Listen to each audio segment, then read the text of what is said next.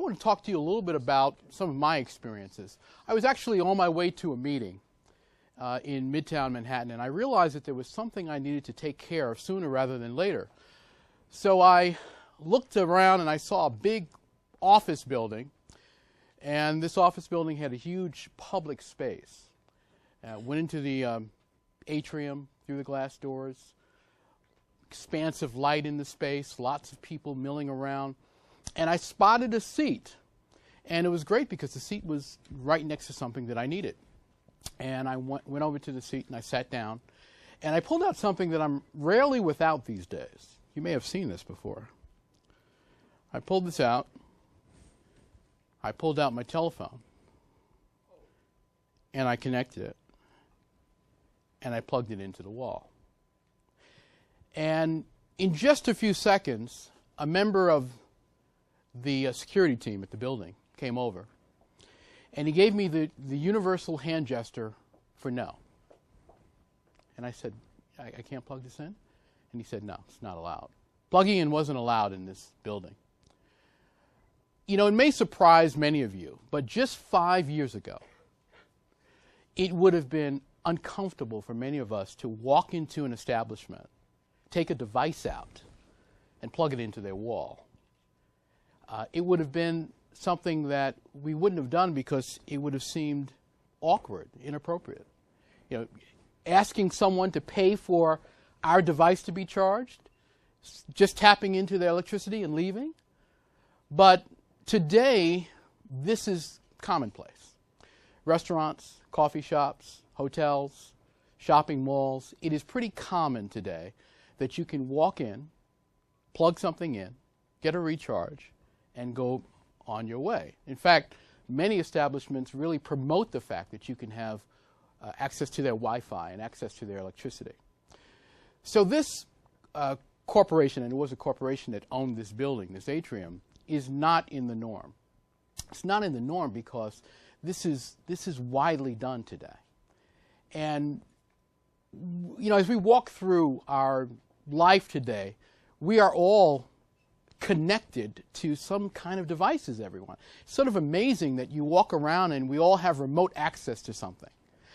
We all have the ability to check our locations, or people can check where we are. We can access information remotely. So in some ways, this conference isn't just about digital, because we all are digital. In fact, many of you may be among the millions of what we call digital natives today. Those are people who don't know a world that wasn't digital. And so it's important for you to understand what digital can really do for us and to sort of put this into context. We should talk a little bit about the influence of digital, because the influence of digital is pretty powerful. Whether you're talking about photographs, film, audio, video, transferring files back and forth, digital is all around us. It's interesting that now most people have a computer device of some kind. It is more common to have access to a computer than it is to not have access to a computer. In fact, if you want to apply for some employment, you can only do it online. Something like 70–80% of employers now demand that you do it online. So the influence is pretty incredible. It is also interesting to see that digital has the power to change our world. There have been revolutions that have been started with the combination of Facebook, a digital camera, and a telephone. So it is pretty powerful to see what's happening in our midst. And if we want to really take advantage of that, we should understand it, we should appreciate it, and we should understand what's different about this world. You know, it might be difficult in some regard to understand digital. In fact, I don't think you can even understand digital if you don't understand analog. I brought something with me that I wanted to show you, because this is an iPod from the 1960s. Anyone ever seen one of these things before? This I came across, and it has Christmas songs on it, which is nice. But it is a iPod from the 1960s, and as I was growing up, one of my greatest joys was to watch this thing go round and round and round and hope that the song I wanted to hear would be on here. You know, if you want to hear a song, you know, digital technology enables you to go like right here, right away. But if you want to play around with analog, you've got to wait till it gets there. And you got to hope that it's actually there. But this device is pretty interesting because it also has a side too. So you can put it in this side, and then you could turn it that way as well and let it play. Imagine having to wait an hour to hear a song that you wanted to hear. So that's the power of digital. In an analog world, you have to wait. In a digital world, we get there faster. Digital has made us richer. It's made us smarter. It's made us safer. It has made us more accountable. We are just about all under surveillance all the time. It was a shock to me the first time I got a ticket for, I still want to fight that ticket, but a ticket for accusing me of running a red light in the mail that showed a picture of my car going through a light. It was a surprise to see that. But we're all in surveillance right now. And I think that understanding digital in that context and understanding what used to be and where we are is going to put you in a position where you can really leverage it effectively. I have to tell you, I almost missed it because I'm a baby boomer. And baby boomers were exposed to digital while we were adults. And so it's easy to say, well, this doesn't really matter. Maybe I won't focus on this. And today you ignore it at your own peril. So understanding digital, understanding what computer technology does, and understanding what it does for your life is critically important. Now, I went on to actually start a company that relied on digital. We used to work with video coordinators who would use things kind of like this to identify sports plays, and we came up with the technology to help them pinpoint the right place. I should also note that we're talking about digital today, and it is important to understand what digital is, but soon the phrase is actually going to be obsolete. We're talking about it, we're excited about it, it's high impact today, but just like when I was a kid and you'd walk by a movie theater and you'd see air conditioning inside, or you'd see a TV program and it would say in color, or you would listen to a radio show and it would say in stereo. You don't see that anymore, do you? We take that for granted. In fact, if you went to a movie theater and it wasn't air conditioning, you would leave. So digital is something that we are going to be living with at some point. It's going to be dominating our life totally. And if you want to understand the impact of digital, you have to understand the impact of analog and understand how to make the connection between what was and what is today. I've got 3 ideas I want to offer to you that will help you do that. And I think the key is understanding that when we talk about digital, it's nice to have these devices. I mean, it's wonderful to be able to get on Facebook and connect with individuals that we know. It's wonderful to get on YouTube. By the way, I think something like 15% of the internet traffic goes directly to YouTube now, which is pretty incredible to me, that percentage of internet traffic. Another interesting statistic is that most of the internet companies that hire people to do digital media and to work on their content and websites and their services, they are now employing more people to work on that than the print journalists and the traditional media and broadcasters are. There are more people going into this field to support content and support the demands of digital content than ever before. So when we talk about opportunity, the opportunities out there are absolutely enormous. In fact, it's astounding because we've reached a stage where this now dominates our careers and our employment. But let me give you those 3 tips that I think will be helpful to you in understanding how to leverage this process. The first thing I want to do is I want you to repeat the word enable with me. Say enable. Enable. Now that's the first thing you have to understand about digital technology. You know, it's nice to have this device and to walk around with it. But if you don't understand that it's an enabler, you will actually miss the point. It enables you to do something well. It enables you to succeed. It enables you to connect with people. It enables you to advance. So if you are just using this as a toy or as a plaything, or you're not really paying attention to what you do, you are missing the opportunity on this device. You know, this enables you to follow up with people. This enables you to send someone a great document, a great birthday wish, a great congratulations, a great well done. It enables you to do that. Now, if you don't do that in the analog world, you won't understand that in the digital world, that's what this enables you to do. So the first thing to understand is that it is an enabler. It isn't just something that we have and we carry around as a toy. This is truly a tool that can change your life. You know, I do everything on this. I connect with my customers. I check to see if they paid me, and I get excited when I see that. I interact with people who I haven't spoken to in a long time. Someone sends me an email and I need to respond to them quickly. This is the best way to do it. So it's an enabler. And when you look at your portable device, I want you to look at it differently than you have ever before.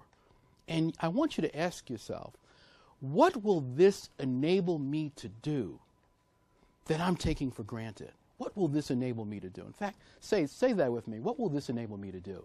What will this enable me to do? I want you to really probe yourself and think about that, because it wasn't long ago that people would rush home in the evening after a long day of work to figure out if someone called them. Imagine that.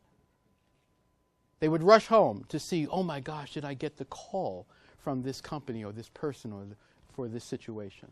So an enabler, it gives you the ability to instantly figure that out and instantly respond, and to do it with quality. So when you think about this, connect the word quality with, say the word quality too. Quality. So connect quality to this.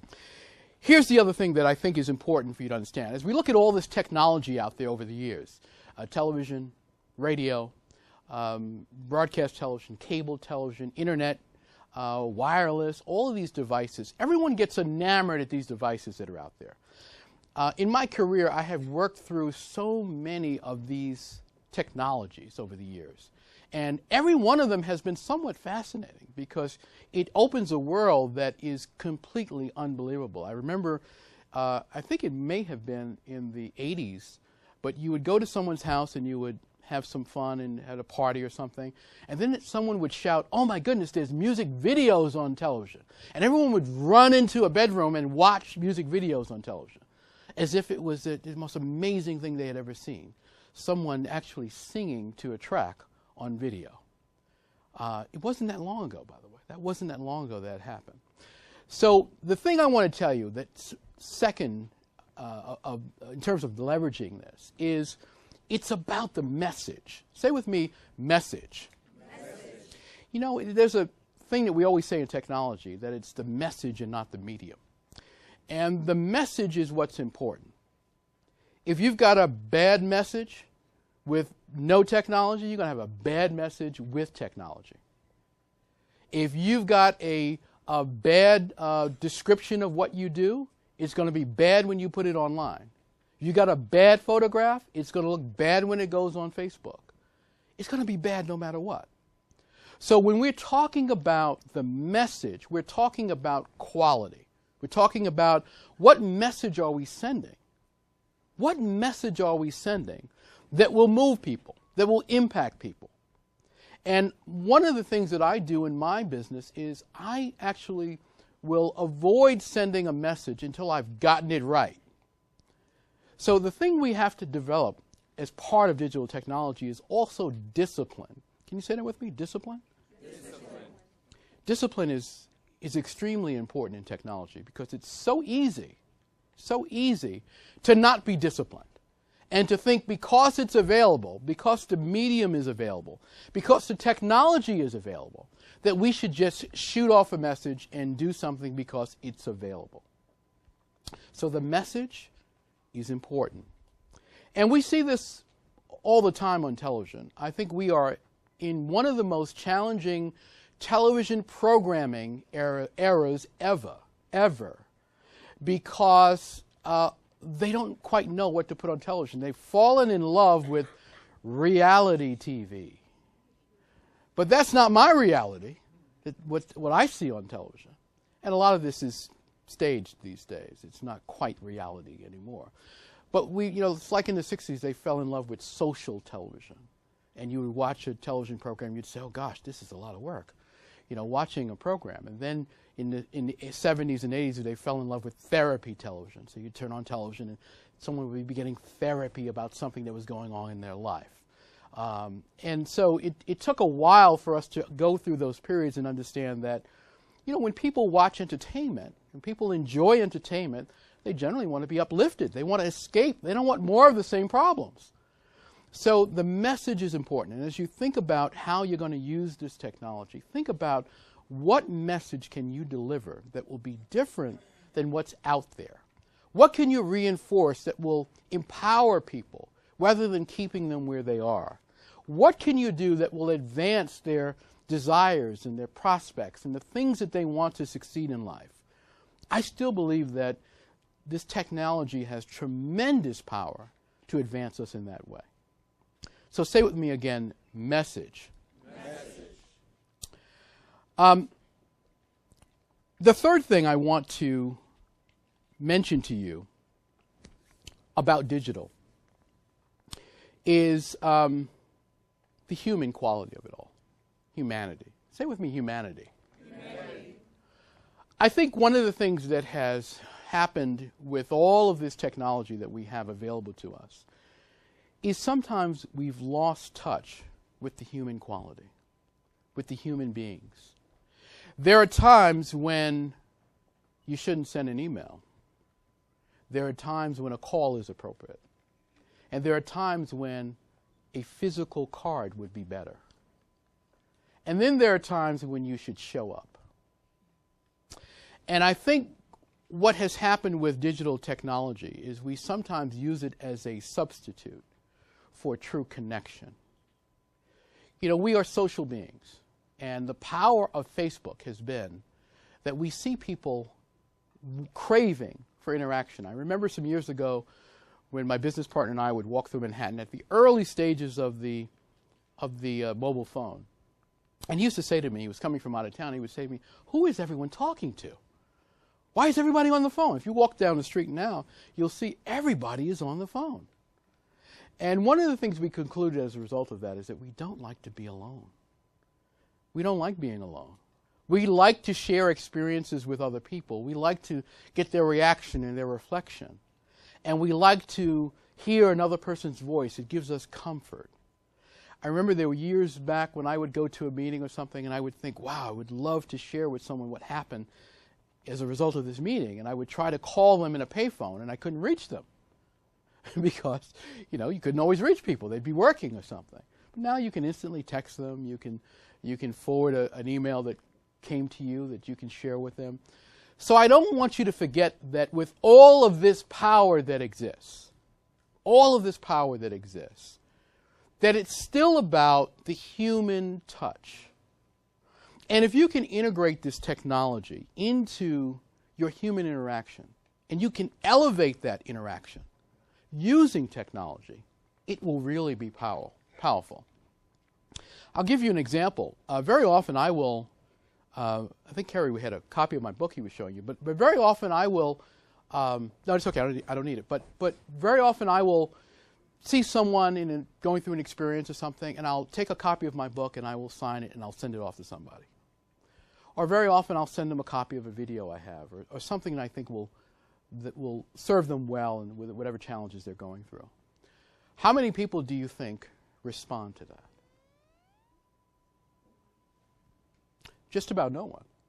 Very rarely does someone say, hey, I got your book, thank you. Very rarely.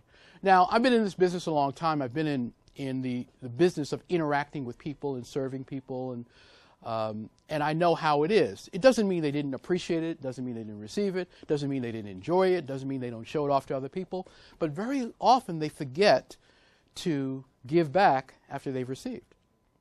So we've become a society where we are so accustomed to taking all the time, taking in information, taking in responses, taking in calls, taking in support, taking in all of this stuff that we forget to give.